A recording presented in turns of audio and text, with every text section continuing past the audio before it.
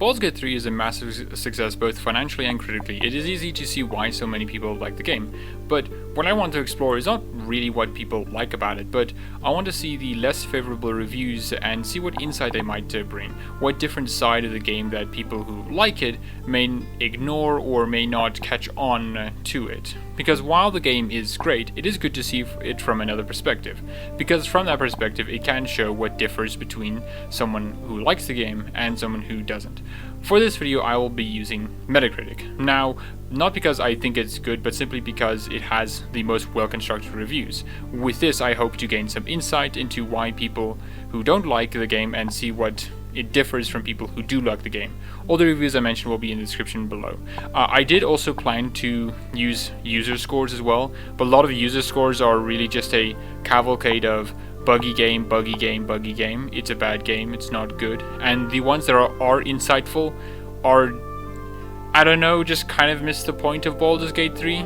Like there's this one that was basically saying, hey, this game is bad because it doesn't do what other RPGs do, which is fine, but that's like not what Baldur's Gate 3 is trying to do. So yeah, as expected, the game doesn't have many negative reviews. There's a 0% of negative reviews and only 1% of mixed reviews, which is just one review. But that doesn't mean there is nothing to examine. But what it does mean, I will have to include a few reviews from the bottom of positive. The first and only mixed review is for Baldur's Gate 3 is from Silicona. The review is written by, and apologies for my mispronunciation, Kazumiya Ashimoto. On Metacritic, it sits at a 70 critic score, so quite low compared to the multiple hundreds critics gave. The review starts with correctly identifying that it truly emulates the quintessential tabletop RPG experience in more ways than one, which is extremely accurate to what the game is. As the review continues, it praises it for its creativity and player freedom, citing that between him and their friends, none of them had a similar playstyle or character. They were all able to express their character or themselves. What caused an issue, however, is when he left Act 1 and proceeded to Act 2. In their words, but as I left the Druid Grove, having saved Halcyon, protected the Tieflings, destroyed the Goblin Camp, and finished a few side quests, the game slowly began to unravel at its seams. Player choice became exceedingly less important. While I could choose to save or kill certain important characters, sometimes these repercussions couldn't be felt. Sure, I could save or kill the Night Song, a woman tied to the second act villain, but her life or death felt more impactful in terms of Shadowheart's personal storyline than it did with severing that antagonist's immortality. It was clear that Baldur's Gate 3 needed me to move along as content became more sparse as I neared the third and final act, which is in very stark contrast to many other reviews and players. They will acknowledge that the game does feel a bit front-loaded in the first act, but still believe that the game is consistent in making the player's choices matter and feel impactful. That while there are some issues here and there, it doesn't happen too often or make the game bad. In the example he used, most people weren't bothered by how the Night Song was used. They felt like the Night Song was a important decision that they could make, that, hey, you could kill them and have Shadowheart be able to kill, Ketheric, or you can free them and have the Night Song kill Ketheric in that case. Which, yeah, that does, in the logical end, the Night Song will still be used to kill Ketheric, but the way about it and how it's used still feels consequential. But they are right that it is definitely used for Shadowheart more than it is to used against Ketheric, which, again, is a statement I agree with. The review continues to talk about how they started with Gortash, to see what would happen with that path. In their words, Gortash was an easy ally, though it affected the overall story very little.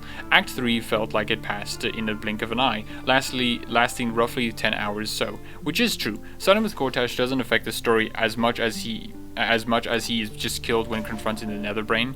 The expectations of starting with Gortash probably should mean more than just him dying hours later. It is also true that Act 3's main quest is shorter than the previous two. Now, I do think that is justifiable as the game is nearing its climax, thus the game needs to wrap up quickly to capitalize on the rising tensions. The review goes on to say that the choices didn't matter. Starting with Gortash resulted in his death, and all the people they helped or saved just became a summon. Not really altering the content of the game, it just adds another summon for your character in, a path that is already interchangeable. The review says, but the end result is the same. Either you become the hero of Baldur's Gate or an unstoppable tyrant, which is true. The choice the player made over the course of the game didn't change the ending you got, but is that what people expected? An ending determined by your playstyle? Maybe some would have thought about that, but personally, it doesn't need to do that. And I don't have an issue with the allies just becoming summons. Obviously, the game was going to have a climactic final battle, and having all the people that you helped along the way or did favors with become, parts of that battle is a cool way to show, the consequences of your end, of the choices that you had overall in the game and what happened. But what I do think most people agree on, that is the issue, is the lack of an epilogue slide, or slides. The game's many choices don't feel like they have any resolution to them. The review goes on to talk about the many bugs they encountered and how it hampered their enjoyment, but they do praise the companions of the game, saying that they are one of the most well done aspects of the game. The review ends with, "I'm still conflicted with how I feel about Baldur's Gate 3, and I probably will for a while.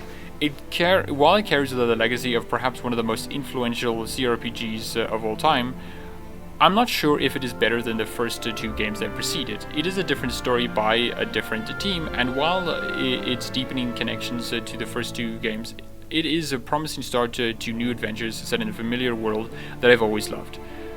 It is clear that the reviewer loves the game, but has many issues with the game's later acts, which is something that many people agree with. But what is interesting is that these elements are enough to bring it down, and that in their eyes, it's enough that the first two games are better than Baldur's Gate 3. Now obviously that is definitely a preferential thing, but it is very clear that this reviewer doesn't really think that Baldur's Gate 3 has met or surpassed the legacy of the first two games, Baldur's Gate 1 and Baldur's Gate 2. The next review is from Riot Pixels, a Russian website by, again, sorry for my mispronunciation, Oleg Zastiev. The review is on Metacritic. The review on Metacritic sits at a 78 critic score. Now, since this is a Russian review, the Google Translate won't be 100% accurate, so mind any translation issues. Also, I do know that there is a English version of the website, but it doesn't include reviews for some reason, so yeah. What is interesting about this review is that it is a lot more negative about the game. It opens up explaining that there was a Baldur's Gate 3 being made by Black Isle with a similar idea that Larian went with. But in the reviewer's own words, Baldur's Gate 3 could become turn-based and tell about the misadventures of a hero possessed by an external force, but goes on to say that the idea wasn't good, then saying, Larian doesn't worry about that, but in the world of many dimensions and endless possibilities, she still decided to make a new game under the guise of Baldur's Gate, and always with the 3 in the title. To be honest, I don't understand why. To fulfill an old dream? Immediately I find this review very weird. The hostility towards Larian is very clear, but as we explore this review, more of it will become clearer on why they dislike them, but also still kind of remain a bit unclear. It's weird. And for me, I wasn't expecting what they would dislike. As for Black Isle's Baldur's Gate 3, I'm unsure if it is accurate, but the important takeaway is that the review believes that what Larian went with for Baldur's Gate 3 wasn't Baldur's Gate 3. The review opens with disliking who I can only presumably presume to be how the custom character Tav has no character to them. Our hero most likely was created in the editor and has no stake, no courts, no backstory, even if there was an opportunity to be identified as a native inhabitant of Baldur's Gate, which will not add depth to him. This is somewhat true. Tav doesn't have much of a backstory that is represented in the game heavily. There are mentions here and there of your backstory. If you chose a sorcerer, you can have sorcerer options. If you have the Baldur's Gate option, you can choose to be a Baldur's Gate resident. There's a lot of that, but compared to the previous Baldur's Gate games, it's nowhere near to the level of Balespawn. Balespawn is literally a predetermined character, which I assume is what they are talking about, because the literal opening narration of Baldur's Gate 1 is telling the player that they play as someone who has a history and a backstory that the player did not make. Unlike Baldur's Gate 3, Baldur's Gate 1 has a tutorial level that is the home of this character. From this viewpoint, it is correct to say that Tav doesn't have much of a character, because they don't have a defined backstory. There is a multitude of different Tavs that could exist. But this is what a lot of people like about Baldur's Gate 3. The openness in which you can imagine your character and how that character can act is what they like. It achieves this by making Tav have no character, because that allows the player to fill them with the character that they want to have. Now, this review does miss the fact that the Dark Urge exists, but I am still partial to agree with them, because you still don't get the level of characterization that the Balespawn have, especially with the fact that the Dark Urge is hampered by not being the only playable protagonist like the Balespawn. Like, the Dark Urge not being the only playable character means that the story can't hinge on them being the solution or the reason why the conflict in the story is resolved. The Dark Urge isn't necessary. Sure, it's cool, but you can have other people who could have just solved the issues of the Absolute and the 3 Dead Chosen. The Dark Urge wasn't necessary. The Balespawn in Baldur's Gate 1 and 2 were necessary. The review continues to say that Larian could have had simple companions. In their words, there was no place for stories that were simple or that somehow deviated from the designated scheme. Larian heartily filled the camp with powerful, strong warriors, lyrical men, handsome rival Edward Cullen, and a couple of veterans, Jaheira and Minsk. Compared to Baldur's Gate 1, Baldur's Gate 3 is odd. Baldur's Gate 1 had simple adventurers or people who weren't that grand, because the game was set out to tell a classic D&D trope of starting from nothing and ending up a god.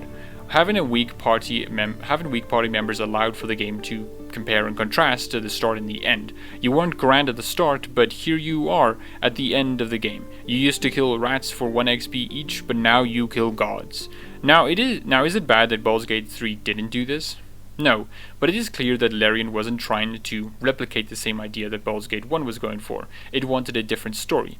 Now, this also does bring up the point as to why the Baldur's Gate 3 companions seem so epic. What is the purpose? And I think the reason is primarily they are playable as well. Larian probably thought that the players might want to play as a cool and epic character with a rich backstory, a backstory fitting a main character. While BioWare was making companions primarily who supplemented the player character, whether that is in story or in gameplay. And this is true for BioWare still up to this day.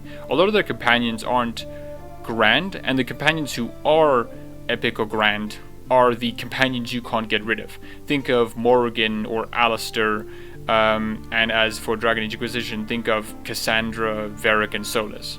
The review moves on to talking about the role-playing aspects of Baldur's Gate 3. It starts out saying, at its core, this RPG of course has little in common with its predecessors. It is just the setting and sewn on with white threads, sometimes contrary to the official endings of Baldur's Gate 2, Throne of Bhaal.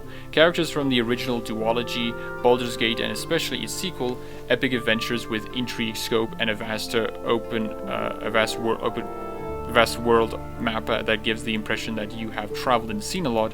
It is true that Baldur's Gate 3 doesn't share a lot of common with Baldur's Gate 1 and Baldur's Gate 2. Obviously it won't. It is more than a decade between the game's releases. Changes were bound to happen, but it's clear that Larian changed more than they had to. They brought their own style of game making and added a Baldur's Gate look onto it. I think the reason many don't find any issue with this is because the majority of players haven't played Baldur's Gate 1 or 2, so they don't really care, you know? If you, for example, look at Dragon Age Origins and Dragon Age 2, a lot of people minded the gameplay changes for those games. But why don't a lot of people mind the gameplay changes and the look and the story and everything from Baldur's Gate 1, 2, 2, 3? Because they haven't played them, and they don't really care. They like Baldur's Gate 3, and they want more Baldur's Gate 3. The review does give credit, in a sort of backhanded comment kind of way, to Larian's attempt to make the game non-linear. Saying that Act 1 is full of different ways to approach and interact with the world, the reviewer loved how they could do so many things.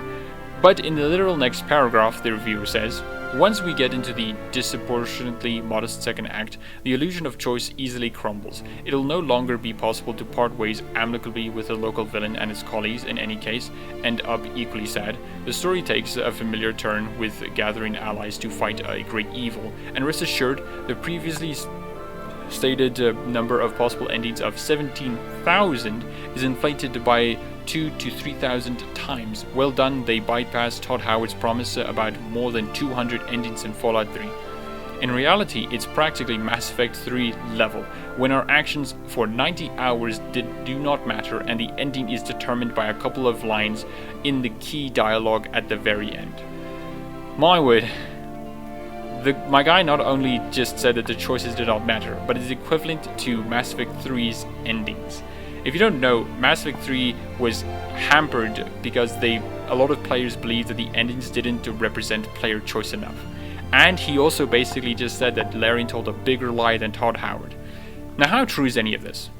Well, to start, the way Larian makes games is by having a fallback path if the player kills an important NPC or screws up the main quest. So no matter what, they can still finish the game. Fallout New Vegas does this. But how Larian designs this fallback path is far less than New Vegas's.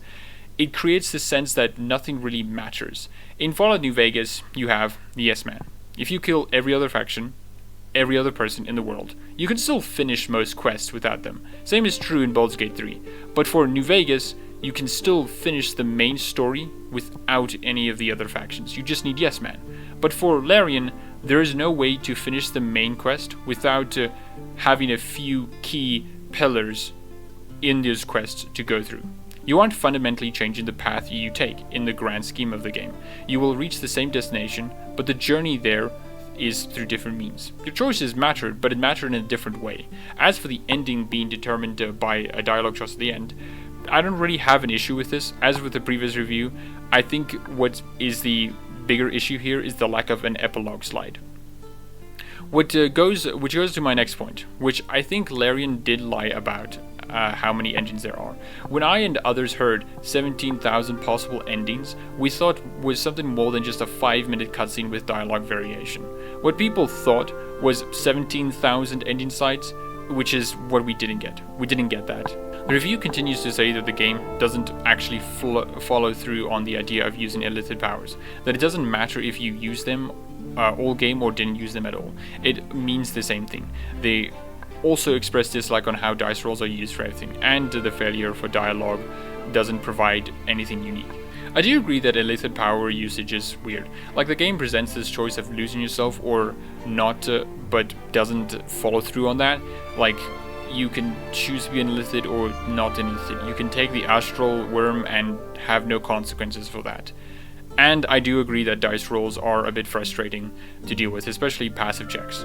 But a lot of people don't really mind the dice rolls. A lot of people like it. They like the D&D aspect of that. That, hey, you have to roll for insight. Oh, okay.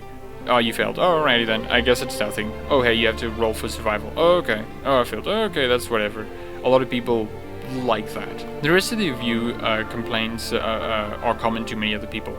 Inventory management is poor, party management is poor, citing Dragon Age Origins doing it excellent, Act 3 feeling like it's a bit lackluster, and there's nothing really beyond level 12 characters to do. The game lacking epilogue slide is an extreme detriment to the game, stuff that a lot of people agree with. Looking back over the review, some of what it said was in line with many people's thoughts on the game, but the complaints about Tav was certainly different from what a lot of other people thought of. A lot of people love Tav, and while a lot of people may also like the Dark Urge, a lot of people like the ability to have a character who's fully customizable to them and has a backstory to their liking. And additionally, the companion complaint is also something that's very different. Not a lot of people disliked the Baldur's Gate companions, Baldur's Gate 3's companions. They liked them a lot, but it's clear that he didn't really think they were needed to be these epic, huge heroes. The main complaint for them is that they obviously felt too main character, like you intersected with someone else's story, but it seems many people don't mind that. The other interesting point is how they differ from other people's thoughts on how well the game did choices and consequences, that the game fails after Act 1, which many people will say Act 1 is better than the other acts, but not to the degree that this review says. And that's mainly it. There are some other reviews that you can look at, but a lot of it are just game good, game good, game good. Even the next review, which is an 80 on Metacritic score, done by Eurogamer by Ruth Cassidy, isn't necessarily disliking the game too much. The basic premise that they have is that It's an ambitious idea, particularly in the CRPG space, where there's a general trend that very close adaptations of tabletop rule sets tend to feel hostile to their players. We rely on human moderation to fudge dice rolls, adapt encounters, and respond to their players, and a straight adaptation running on cold, hard, random numbers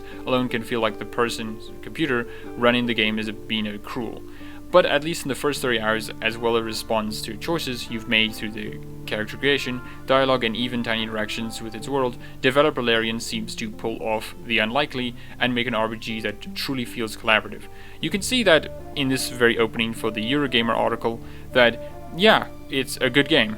And even the end doesn't really say anything other than, yeah, it's a good game, there's some issues with it. At its best, Baldur's Gate 3 achieves its quest to be tabletop or role-playing the video game, with a to and fro of distinct scenes that invite you to pay attention to, and reward you generously for responding thoughtfully. I was often surprised, delighted, and shocked by the plot reveals, and emotionally torn about which direction from a role-playing perspective I should pursue. At its worst, however, it's buggy to the point of broken, despite several post-launch hotfixes, with more to come, and frequently feels like its best aspects are compromised. Baldur's Gate 3 only has such capacity to disappoint because for so long it feels like it does the impossible, making a game that feels actively collaborative as a storyteller, but it does in the end both critically succeed and critically fail. But that doesn't mean that there isn't any insight that we can draw from the two reviews we did look at, which what we can see is that those two reviews clearly say that, hey, the game is great, but it fails on making it consistently good on its choices and consequences. After Act 1, the game just feels like it becomes narrower. Which, again, the idea that Baldur's Gate 3 is front-loaded isn't a controversial statement, but it's very interesting to see that they think it's such a huge decline, or it's such an effective decline, that it lowers the score for the game. Which, again, is definitely interesting. I hope you enjoyed this video. I wanted to just go through because I thought it was interesting to see what other people thought of Baldur's Gate 3. A lot of the conversation for Baldur's Gate 3 is that it's the best game in existence, which I do think it is a really good game, but I do want to see what people who didn't highly praise it think about it as well. Now, this is obviously interesting because Baldur's Gate 3 doesn't have many negative reviews, which I guess is a sign that it's really well received and well liked by a lot of people. But I just wanted to see what the small amount think about it. So yeah, I hope you enjoyed the video.